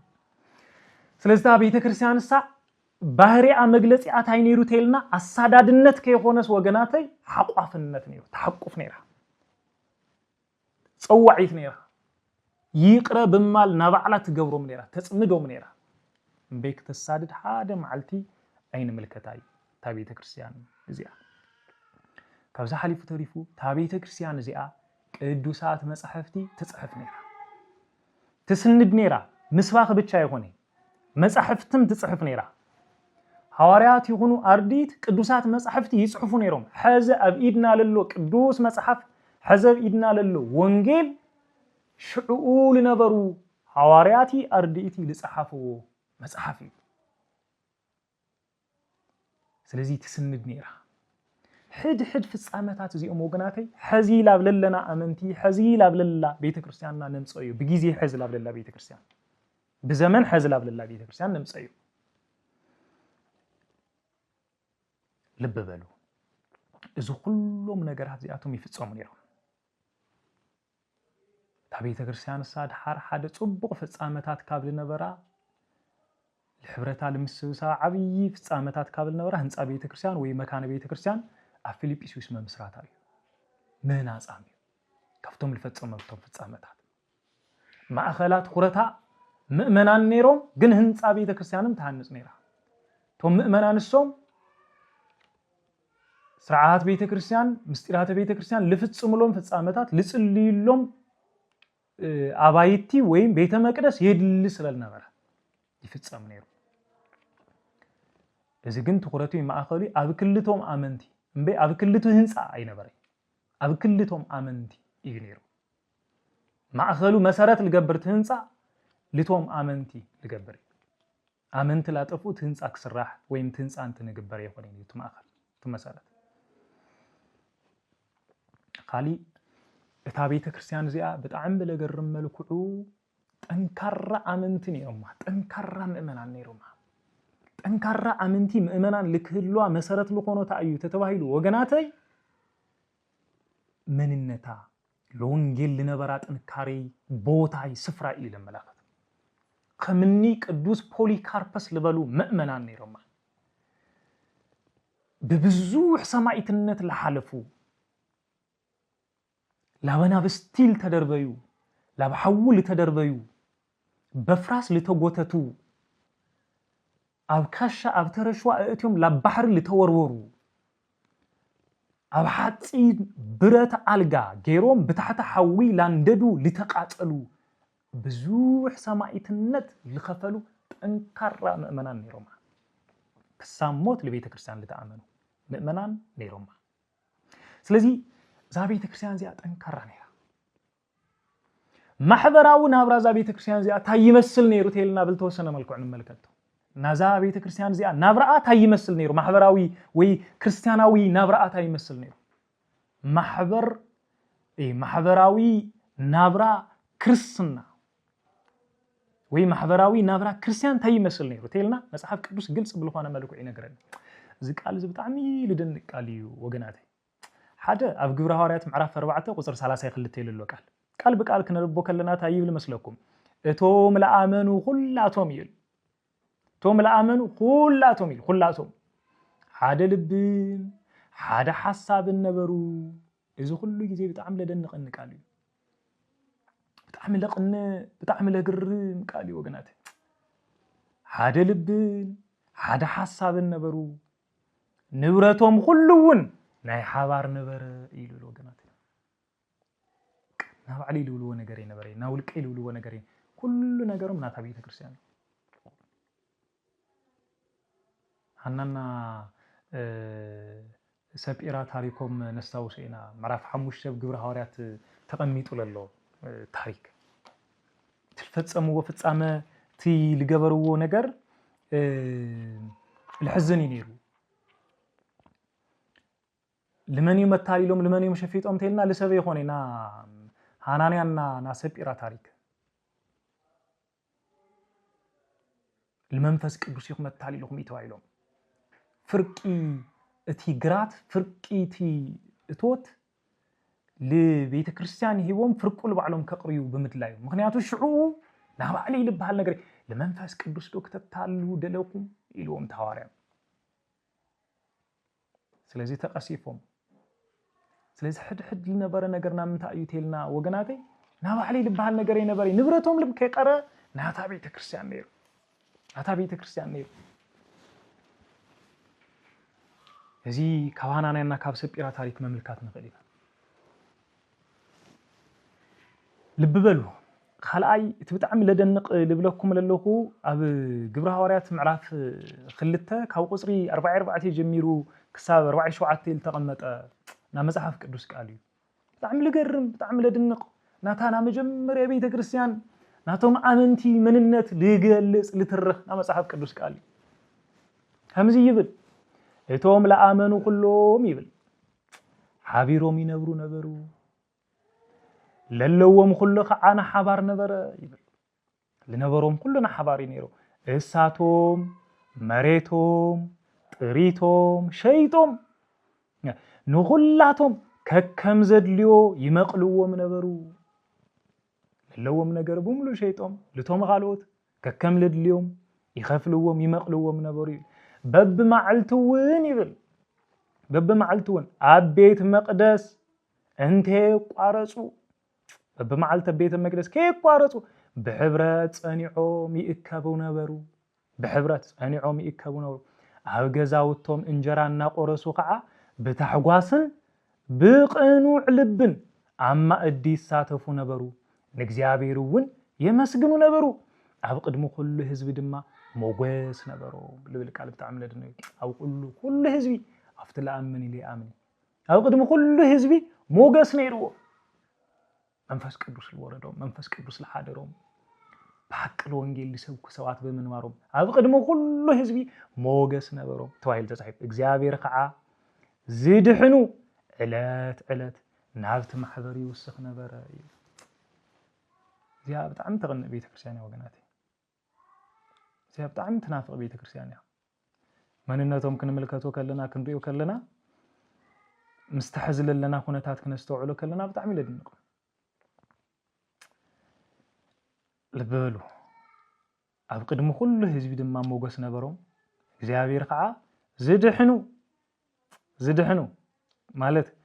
ካብ ለይ ምእማን ለብ ምእማን ደመጹ ካብ አህዛብ ለብ ህዝብነት ለብ ክርስቶሳዊ ማህበር ሓድነት ናፍታ ማህበረ ቤተ ክርስቲያን ልመጹ በብዕለቱ ላፍተ ማህበር ይውስኽ ነበረ ይላል በብዕለቱ ላፍተ ማህበር ይውስኽ ነበረ እዚ አኔ ራታና መጀመሪያ ቤተ ክርስቲያን እዚ ማለት ግን ፈተናታት ይነበራ ማለት ይሆነ ወገናት እዚ ማለት ብዙ ጸገማት ይነበሩ ወይ ማለት ይሆነ ብዙ ፈተናታት ነይሮማ ጎይታና ማቴዎስ ወንጌል ምዕራፍ 10 ካብ ቁጥር 16 ጀሚሮ ህምል ነገርና እንሆ አነ ከመባጊዕ ናብ ማእኸል ተኻሉ ሰደኩም ኣለኹ ኢሉ ከመባጊዕ ናብ ማእኸል ተኻሉ ሰደኩም ኣለኹ ወነሆ አነ ፈንወክሙ ከመ አባጊዕ ከመባጊዕ ይሰድድዎ አባጊዕ ይብልዓ እየንላው ተኻሉ ከዳ ከለዋ ما يكله توكلات أما أخل تخالو نما أخل تخالي يلبل صدقكم الله نجرجن اعتقوا ومي سويلي يكون يسديدهم اعتقوا ومي كونوا انك طبيبان جن خونوا إلوهم اعتقوا كي اعتق يكون يسديدهم سلازي لاب أحزاب كخدو كلو لاب أمانيان كخدو كلو كمسؤوم لخيل فتنا قليل فتنا يكون هم تنالهم للنا يزمن يكون وجناتي حزب ቤተ ክርስቲያንና حزب له አገልግሎትና حزب له ተልእኮና ላብኢ አማንያን ለስደድ አገልጋለዶ ላብኢ አማንያን ለስደድ ሰባኸለዶ ሽዑ ላብኢ አማኒ እዮም ለስበኽለዶ حزي አማኒ የለው ይዲዮ መብዘምና አማ አኸል አማኒ ኸይዱ ለሰብኽ ለኢ አማኒ ወንጌል ለመስክር አገልጋለልና ዶ ዘመንና ወይስ ለአመንት ብቻ ለምጽናዕ ለምስጢራት ለመብቃ لفصم አገልግሎት ይለለና ሐዋርያው አገልግሎት ክባል ከሎ አብ ዘመን ሱ ለነበሩ ሐዋርያዊ ተልእኮ ለፍጽሙ በክልተ አይነት መንገድ እዩ ላብ አማንያን ልስደዱለው ላብ አመንት ልስደዱለው ሐዋርያዊ ተልእኮ ለብሎ ትልዓቢ መንገዲ ግን ላብ አማንያን ኸይዶም ሐዋርያዊ ተልእኮ ፈጽሞም ብዙሓት ላፍታ ሕብረት ቤተክርስቲያን ከምፁ ተተኻኢሉ እዩ እሱ ተተኻኢሉ ወገናት ስለዚህ ቤተክርስቲያን ስለ ክርስቶስ ክትሰብኽ ከላ አይሁድ በተለይ ምስቶም ነገስታት ላተሓባበሩ መከራይ ስደቲ ማዕሰርቲ ልክበጽሖም ይገብሩ ነይሩ ግብረ ሐዋርያት ምዕራፍ 5 ለሎ ታሪክ በሰፊሑ በተለይ ካብ ቁጥር 17 ጀሚሩ ክንመልከት ከለና እዚ ለመላክተና ምስቶም ነገስታት ይሓብሩሞ የሳድድዎም ነይሩ ወንጌል ስለልሰበኹ ሐቅ ስለልሰበኹ ይእስርዎም ነይሩ በጣም ልገርመኩም ግን ቶም ሐዋርያት ቶም ደቀ መዛሙርቶም አገልገልቲ ደጊም ስምት ሰብሱ ከይተልዕሉ ክባሃሉ ከለው ፍቃድ ሰብከ ይኮናስ ፍቃድ እግዚአብሔርና ክንፍጽም ለለና ሐሳብ ሰብከ ይኮናስ ሐሳብ እግዚአብሔርና ክንፍጽም ለለና ላበሉ ከማዕሰርቲ ላዘመሩ ላተሐጎሱ በሐጎስ ኮይኖም ይወጡ ምንዋሮም ይተመጽሐፍ ቅዱስ ልናገር ልብ በሉ አው ቁጥር 28 ክንመልከት ከለና ግብረ ሐዋርያት ምዕራፍ 5 በስም እዚ ሰብዚ አይተምህሩ እዮም ተዋሂሎም ቶም አይዛብ ቶም አይሁድ ወይ ኢአማንያን ስም ክርስቶስ እኳ ክጽውዑ ፈቃደኛታት ይኹን በስም እቲ ሰብዚ እዮም ኢሎም በስም ክርስቶስ እንዲዮም ሰቢቆም በስም ክርስቶስ አይተምህሩ እኳ አይቦሊ በስም እዚ ሰብዚ خميل أكل اتسمسو خملة فرحهم خملة دنجسهم للا همل تساققوا ونا همل طلقهم تملكتوا بس مز سابزي تمهروا إلهم تناجروا نجر جنت مسحف قدوس سائل لنا نزبس حم مكرا بحاجوس النا تقبلوا يبل نزبس حم مكرا بحاجوس النا تقبلوا أقل قال للبس حم مكرا بحاجوس تقبلوا كخلنيو سل كريستوس يلو للبس حم مكرا بحاجوس لقبلهم بي لحزنوا لتنقوا لسكفوا لرعدوا واي لبلو كون يبلي بحاجوس لقبلو كون كخلنيو عبلي صوم سباكم بر دو يبلوني سلي كريستوس عبلي صوم مسواق يوم قتيلهم بي دو يبلي افراري حموم مليسنا لاب اسرويت كنتوكم ينا يمكم بالله دغيم نصدقكم ينا دغيم ግን بسمز سبز كيتسبكو توايلهم ግን ደጋጊሞም ይሰብኩነ عبلي صوم ይሰብኩ ነበር ለምንታይ ካኡል عبي ማዕሰርት ለይገጥመና ካኡል عب ሞት ዋላ ለይበጽሐና ላበሉ ማለት ነው ፈተና ነይሩዎ ነገስታት አይሁድ ከይትሰብኩ ይብሉዎም ነይሮም ዘመንና ጽቡቅ እዩ እንደውም ከይትሰብኩ ልብል አዋጅ ይብልናይኩ ከይትገልጹ ልብል አዋጅ ይብልናይ ከይትሰብኩ ልብል አዋጅ ከይትሰብኩ ልብል መፈራረህ ብለሉ ለይብሉ ዘመን ግን እንደል አክል ቃል ጎይታ ይሰበኽ እዩ ተልና ለተሌላ አህዛብ ማእኸል ተአትዩ ቃል እግዚአብሔር ይሰበኽ እዩ ተልና ለሁላትና ክንወስዱ ልግበርና ጥያቄ እዩ መልሱ ሁላትና ንወሰዶ ማለት እዩ ስለዚህ ሐዋርያት ይሰሩ ነይሮም እንተ አንተ ወልገለጽና የሞት ቅዱስ እስጢፋኖስ ተከትሉ ሞት ቅዱስ እስጢፋኖስ ምሰከተለ በተለይ ለለ አምዕራፍ 8 ምንመልከተው ግብረ ሐዋርያት ናይ ምእመናን ምብትታን ይተከትሉ ተማሐለውታ ከሞት ከሎ መከራ ግፍዕክ መጽከሎ ስደት ከመጽከሎ ምእመናን ተበታቲኖም ይሉ በጣም ልደንቅ ነገር ግን ምእመናን መስተባታተኑ አብልኸድዎ ነገር አድ በሙሉ ይሰብኩ ስለነበሩ ወንጌል ላሰበኸ ላሰፍሐን በይ ላታሐተ አይመልከተኝ ምእመናን ተበታቲኖም በታቶኑ ከለው ግን ወንጌልም ይስበኽ ነይሩ ካብዛ ሓሊፉ በጣም እንምልከቶም ኣብ 44 ዓመተ ምህረት ናይ ሄሮድስ አግሪጳ መምጻእ ተኸቲሉ ኣብ ልዕሊ ቤተ ክርስቲያን ለብጽሖ ስደት በተለይ ለቅዱስ ያዕቆብ ወልደ ዘብዴዎስ ለአይሁድ ከሐጉስ ይሉ ክሳዱ አሰይፉ ሰማዕትነት ልክቀበል ገይሩ ነይሩ ኣብዛ አሰቃቀል አክል ሞቲ ግርፋቲ ሰማዕትነት ይልተከተለሉ ዘመን ነይሩ ሰዓት ሰባት ልክፈርሑ ሰባት እዚ መርአያ ልክገብሩ እዚ ትገብሩ ተኮይንኩም ለኩልኩም ህምዝህ ገብረኩም ተባይሉ እሞ አይሁድ ልክሕጎሱ ተባይሉ ሄሮድስ አግሪጳ ዝልገብሩ ነበር እዚ መከራታት እዚ ፈተናታት እዚ ብምስማዕ ከይኾነ ፊት ለፊታ ትርእዩ ነይራ ግን ትቃለሶ ነይራ ተሐልፎ ነይራ በጸሎት ብልመና በወንጌል ተሻገሩ ነይራ ነስታውሲና በ50 ዓመተ ምህረት አመንጎ ካብ አይሁድ ወገን ላብ ክርስትና ለአተውና ካብ አህዛብ ወገን ላብ ክርስትና ለአተው አመንቲ ለተፈጠረ ክርክር ነስታውሶ ኢና ካብ አይሁድ ወገን ለመጾለው ካብ አህዛብ ወገን ለመጾለው አሞንጎም ለተከተለ ስለ ምብላዒ ለምብላዒ ለብልዑ ለብልዑ ስለ ምግራዝ خالوت ነገራት አካቲቶም ልመጽ ጉዳያት ነው አፍትና መጀመሪያ ሲኖዶስ ወይ አፍትና መጀመሪያ ጉባኤ መጀመሪያ ጉባኤ ተዋይሉ ልጽዋዕ ኢየሩሳሌም ለተፈጸመ ኣብ ግብረ ሐዋርያት ምዕራፍ 15 ተቀሚጡ ለሎ ታሪክ በ50 ዓመተ ምህረት ለተፈጸመ ፍጻመ ታቤተ ክርስቲያን እዚ ሕንፍሽፍጂ ዝጎንጽታት እዚ ዝጸገማት እዚ لفتحت له لعليت له منجدتات بتعمي طبل تملؤ نيرو عوشتا جيرا بعلاتها بيت كريستيان خمي جيرنا نفتحوا يلوم توم حواريات تمخاخيرهم كفتحوا وكلو إن نملكته فتناتات جن بدقي بوشتي نيرو كفتم لي آمنوا بتشاكي خونه كفتم لا آمنوا بوجن النت تيوم هزاب يوم تيوم يهودي يوم لتجرز يوم لبلعيو ليبلعي بلولو قدات للماتوا نجاراتن بقوائي منفس قدوس ما أخل جيرا تفتحوا منيرا ስለዚህ ናትምህርተ ፈላላያት የሚመጹ ነይሮም ይሁን ናትምህርተ ፈላላያት ከመጹ ከለው ግን በቀጥታ በጉባኤ መንፈስ ቅዱስ ማእከል አገራታ ቤተክርስቲያንሳ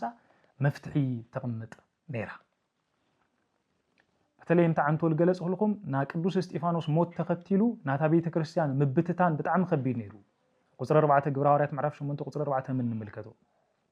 ግን መጽሐፍ ቅዱስ አይልብል እቶም ለተበተኑ ሰባት ግን አው ሁሉ ለኸድዎ ቃል ወንጌል ይሰብኩ ነይሮ ሚል ልብ በሉ ቃል ወንጌል ይሰብኩ ነይሮ ስለዚህ ፈተናታት ነይሩ እዩ ግን ሁሉ ጊዜ ምንታይ ማእከሉ ነይሩ ተተዋይሉ ቃል ወንጌል በመስዋዕት ማእከሉ ነይሩ ታቢ ነገር ካብዛ ሓሊፉ ለገርሙ ፍጻመታት ይፍጸሙ ነይሮ ለአብነት አብሮም خبيدنا بارع حوي تلعيد نيرو أوروم لتلعال خبيدنا بارع حوي لشو عتم معلت الأكل لقد صل نيرو سلازي فرقة كتما الأكل تقاتل نيرا نديدا نيرا طفئ نيرا بت بارع حول تلعال قاتلوا قاتموا إزي وديما لله إلهم توم أهزاب توم أيهود إذا عينت ودمة قاتمنا للو أوروم بللو ክርስቶስ ብልሰብኩ ክርስቲያን ምክንያት እዩ ናያቶም ስብከት ናያቶም ኃጢአት እዩ ናሮም ቃጸሎ ፍርቅ ከተማ ለአክል ልክትቃጸል ገይሩ ዋለሉ ልብል ሐሶት ነኔሮን አይሁዳውያን መሐላሊፈሙሉ ወይም ወረ ወዚዖም ነይሩ ስለዚህ ነሮን ለቤተ ክርስቲያኒ ለመራህታይ አብይ ስደቲ መከራ ይብጽሑ ነይሩ أبي مكراي سدتي بسحنير أنت تساسو بزحات حواريات بزحات قلقلتي سماعيت النت لتقبلوا زمنات جزيتاتي أبني فاتيكان قربتانا لقدوس باولوسنا لقدوس بيتروس سماعيت النت موت نحاسو نذكر له جزي ساعاتي زي خيرزي بناي حصوت ورتات بناي حصوت كسيتاتات أنا حسوت تمرتات بيت كريستيان أبي فتناتات يبصح نيرو قدمي لنا تخيدنا أنت مثلا منفقنا ميقات ما نيرو نا منفقنا فتنا يقات ما نيرو تساوسوا تقوينكم منافق عن تنا مجمريا منافق توايلو لصواع أب 35 عام تمرت التلعلنا مجمريا منافق وي رئيس منافق عن لا توالي لصواع سيمون مسري صقاق زاير بجنزب كعدق الموكره سيموناوي تكبر نيرو زيوم عينت فتناتات مؤمنان لكبتاتو يمكر نيرو يونا منفس قدوس حاجزي صقايفتو حواريات سلالنبره تابيته ክርስቲያን زيا لتي منفقنا زبزللو بقال እግዚአብሔር ጌራ ትግስጾይ بقال እግዚአብሔር ጌራ تسعرو يتشنفو يتحالفو ينيራ ካብዛ ሓሊፉ ኣብ 70 ዓመተ ምህረት ለተፈጸመ ፍጻመ እዩ ታቤተ ክርስቲያን ወዲ ቬስፓሲያኖስ ለኾነ ቲቶ ወይ ጥጦስ ላተባሃለ ልጽዋዕ ላብ ኢየሩሳሌም ዘሚቱ ኣብ ኢየሩሳሌም ለነበረ ፍጻመታት ህምትነስታውሶ ለኢየሩሳሌም በመድምሳስ ኣብ ቤተ መቅደስ ምኩራባት ለፈጸሙ ለነበሩ አገልግሎታት እንቅፋት ኮይኑ ነይሩ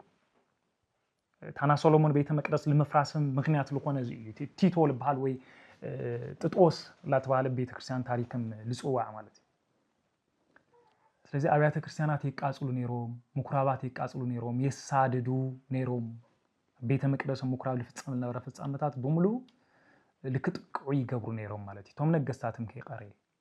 እዛ አይነት ፈተናታት ቤተ ክርስቲያን ይበጽሐ ነይሩ ለኾነ ኮይኑ ግን አጸጋም ዘመን አጸጋም ኩነታት እኳ ተጋጠማታ ቤተ ክርስቲያን ግን ተሐልፎ ትሻገሩ ነይራ ለዓለም ብርሃን ይኹም ጨው ይኹም ተዋይሎ መልተ ነገሩ ማይቶት ዚያሃት ወያበረህ ለኩሉ ዓለም ተዋይሉ ለመጥምቀ መለኮት ቅዱስ ዮሐንስ መልተ ነገረሉ ላነደደት ተብርህ መብራህት ነይራ ታ ቤተ ክርስቲያን ዚያ ላነደደት ተብርህ ቤተ ክርስቲያን ነይራ ብርሃን ነይራ ማለት ጨው ነይራ አልቲ አልጫ ዓርዕረል بالዓለም ጨው ኮይና ተጥዕሞ ወይ ልክጥዕም ትገብሩ ነይራ ማለት በጣም ልገርም همز حزي ትራንስፖርት አይነበረይ همت حزي መሃያ አይነበረይ همت حزي ንአበል ደሞዝ አይነበረይ همت حزي ካልኦት ነገራት አይነበሩ ግን ሁሉ ሲዒራ ሁሉ ሓሊፋ حزي لله ቤተ ክርስቲያን ዋጋ ከፊሎም ተምሽዑ ለነበሩ አመንቲ ምእመናን ታሽዑ ለነበረት ቤተ ክርስቲያን አብዘብጽ ያሐቶ ማለት ጥንካር አብጣም ልደንቅ በጣም ለገርም ቶም حزل العلናይም ነገራት በሙሉኦም ላባና ንምጽእዮም ላባና ንተርጉሞ እዚ ትኹረት حز መእመናን ኣብ አመንቲ ኣብ ወንጌል ክግበር አብያተ ክርስቲያናት ይነጻሉ አየን በጣም ጽቡቅ ሰና እዩ ካው ብላዕል ለለግን ክፍጸም ልግቦ ነገር ህንጻ ስላሴ ቤተ መቅደስ አካል ምእመን ቤተ መቅደስ ክርስቶስ ኮን አኮኑ ነህነ ቤቱ ለእግዚአብሔር ያው ይብል ቅዱስ ጳውሎስ ወንሕና ናይ ቅዱስ እግዚአብሔር ናይ ክርስቶስ ቤተ መቅደስ ዳይኮንናን ይብል አው ቦታት ሓድነት ክህሉ አበገልገልተ ሓድነት ክህሉ ኣብ አመንተ ሓድነት ክህሉ እንበር ምምቅቃል ክህሉ ልግባእ ነገር ይሆን አቦታት ሓደ ክኾኑ ጸገማቶም ንንሕድሕዶም በመምክክር ክፈትሑ አገልግልት ተመሳሳል بالኾነ መልኩዕሞ ሓደ ልብን ሓደ ሐሳብን ክንኮን እንታ ይሽዑ ንብረት ቤተ ክርስቲያን እዚ ልግባእ ነገር እዩ ስለዚህ ካውኡ ላብዝነም ጸዮም ብዙሕ ነገራትናሞ እሱ መሰረት ጌርና ክንወስዶም ክንማሃሮም ልግባእና ነገር ታ ቤተ ክርስቲያን ሳም ክንፈልጣ ክንዝክራ ክንሐስባ ስለ ልግባእ ዘልዒልና ኣለና ቅድስት እያ ሓንቲ እያ ሐዋርያዊት እያ ካቶሊካዊት ወይ ዓለም ለኻዊት እያ ልብል ባህሪኣ ግን hamlelo ኮይኑ ማለት እዩ hamlelo ኮይኑ አመንታ ክንወስዶም ልግባእና ነገራት በሙሉም ግን ክንወስድ ክፍተሽ ልግባኦ ነገር በሙሉ ግን ክንፍተሽ ይግባእና እዩ ማለት እዩ ስለዚህ ፍቅር ማእኸልና እንገብር ሐቅ ማእኸልና ክንገብር መንፈስ ቅዱስ ማእኸልና ክንገብር ቤተ ክርስቲያን ማእኸልና አመንትና ማእኸልና ክንገብር ልግባእ ነገር እዩ ማለት እዩ ወገናተይ ኣብ ክልዚ ታና መጀመሪያ ቤተ ክርስቲያንን ሕዝ ዘላ ቤተ ክርስቲያንን ብልብል በመንጽር ንጽጽር ተመርኪትናዮ አለና በመንጽር ለለዋ አገልግሎት ለለዋ መሪሕነት ለለዋ ተጓንፎታት ለጋጥማል ነበረ አጋጣምታት ለተሰብኮም ነበረ ስብከታት ወንጌላት ክንዝክራ ክንሐስባ ስለልግባእ እዩ ወገናት ይዘልዕልና ስለነበረና ጊዜ ሁሉ እግዚአብሔር አምላክ ስሙ ተከበረ ይልተመስገነ ይሁን ቅዱስ እግዚአብሔር አምላክ ለቤተ ክርስቲያንና ሓድነት ፍቅሪ ሰላም መተሐሰሳብ ልከምጸልና ሁላትና ሓደ ልቢ ሓደ ሐሳብ ይሆንና ስለ ወንጌል ክንሐስብ ስለ አመንትና ክንጭነቅ ክንቆርቆር ልግበአሉ ጊዜ ከምጸልና ሰናይ ፈቃዱ ይሆነልና ሰዋት ለእግዚአብሔር